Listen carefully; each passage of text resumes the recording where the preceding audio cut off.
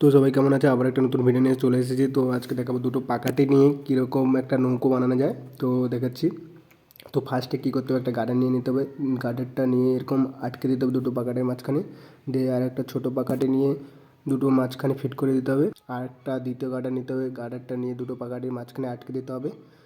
তারপরে আর third number গার্ডারটা নিতে হবে। গার্ডারটা নিয়ে কী করতে হবে, দুটো পাখাটির মাঝখানে ভালো করে আটকে দিতে হবে, যাতে গার্ডারটা না যেন চলে যায়।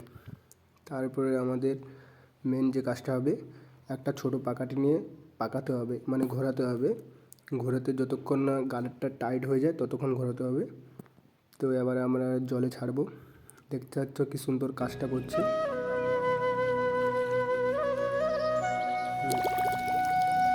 তো দাদা, যদি ভিডিওটা ভালো লাগছে লাইক অ্যান্ড সাবস্ক্রাইব করে দিও চ্যানেলটাকে নতুন হলে। আসি নেক্সট ভিডিওতে।